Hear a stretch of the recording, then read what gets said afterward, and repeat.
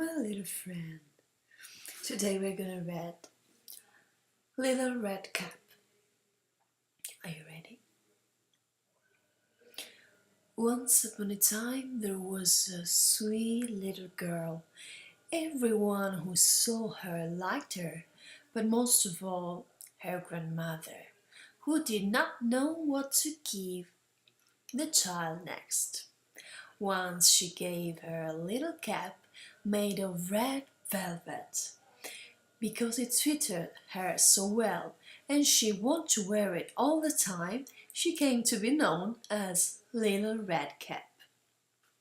One day her mother said to her, "Come, Little Red Cap, here is a piece of cake and a bottle of wine. Take them to your grandmother.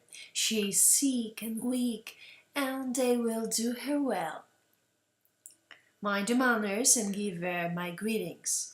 Behave yourself on the way, and do not leave the path, or you may fall down and break the glass. And then there will be nothing for your sick grandmother." Little Red Cap promised to obey her mother.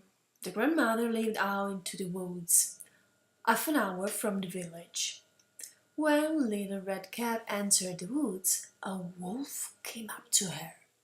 She did not know what a wicked animal he was, and was not afraid of him. "Good day to you, Little Red Cap." "Thank you, Wolf." "Where are you going so early, Little Red Cap?" "To grandmother's." "And what are you carrying under your apron?" "Grandmother is sick and weak, and I am taking her some cake and wine. We baked it yesterday, and they should give her strength." "Little Red Cap, just where does your grandmother live?" "Her house is in a good quarter-hour from here in the woods, under the large oak trees. There's a hedge of hazel bushes there. You must know the place," said Little Red Cap.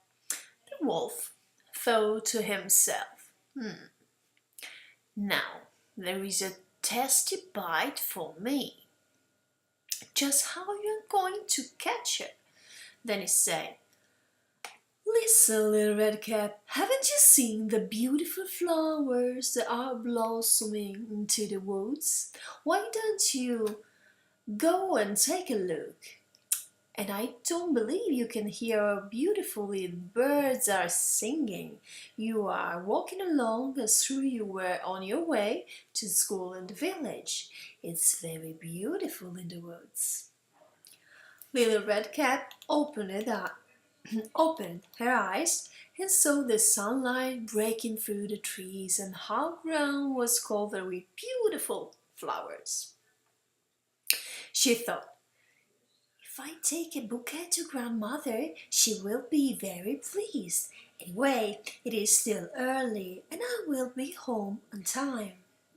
And she ran off into the woods looking for flowers. Each time she picked one, she thought that she could see an even more beautiful one a little way off, and she ran after it, going further and further into the woods. But the wolf ran straight to the grandmother's house and knocked at the door. "Who's there?" "Little Red Cat, I'm bringing you some cake and wine. Open the door for me," said the wolf. "Just press the latch," called out the grandmother. "I'm too weak to get up." The wolf pressed the latch and the door opened. He stepped inside, went straight to the grandmother's bed and ate her up. Then he took her clothes, put them on, and put her cap on his head. He got into her bed and pulled the curtains shut. Little Red Cap had run after flowers and did not continue on her way to grandmother's until she had gathered all that she could carry. When she arrived, she found, to her surprise, that the door was already open. She walked to the place and everything looked so strange that she thought, "Oh my God, why am I so afraid? I usually like it at grandmother's." Then she went to the bed and pulled back the curtains. Grandmother was lying there with her cap pulled down over her face and looking very strange. "Oh, Grandmother, what big ears you have!" "All the better to hear you with," answered the wolf. "Oh, Grandmother, what big eyes you have!" "All the better to see you." "Oh, Grandmother, what big hands you have!" "All the better to grab you with." "Oh, Grandmother, what a horrible big mouth you have!" "All the better to eat you with." And with that, the wolf jumped out of bed, jumped on the top of the poor little red cap, and ate her up too. As soon as the wolf had finished his tasty bite, he clambered back into bed, fell asleep, and began to snore very loudly. A huntsman was just passing by. He thought it strange that the old woman was snoring so loudly, so he decided to take a look. He stepped inside, and in the bed there lay the wolf that he had been hunting for such a long time. "He has eaten the grandmother, but perhaps she still can be saved. I won't shoot him," thought the huntsman. So he took a pair of scissors and cut open his belly. He had cut only a few strokes when he saw the red cap shining through. He cut a little more, and the girl jumped out and cried, "Oh, I was so frightened! I was so dark inside the wolf's body!" And then grandmother came out alive as well. Then the little red cap fetched some large heavy stones. They filled the wolf's body with them, and when he woke up and tried to run away, the stones were so heavy that he fell down dead. The three of them were happy. The huntsman took the wolf's pet. The grandmother ate the cake and drank the wine that Little Red Cap had brought, and Little Red Cap thought to herself, "As long as I live, I will never leave the path and run off into the woods by myself, if Mother tells me not to." They also tell how Little Red Cap was taking some baked things to her grandmother another time, when another wolf spoke to her and wanted her to leave the path. But Little Red Cap took care and went straight to grandmother's. She told her that she had seen the wolf, and that he had wished her good day, but had stunned her in a wicked manner.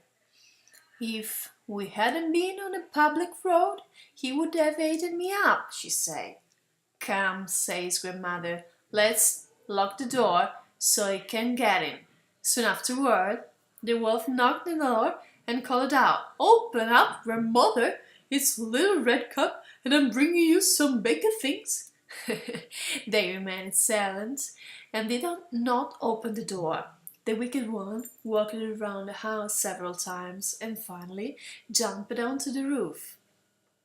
He wanted to wait until Little Red Cap went home that evening, then followed her and ate her up in the darkness. But the grandmother saw what he was up to.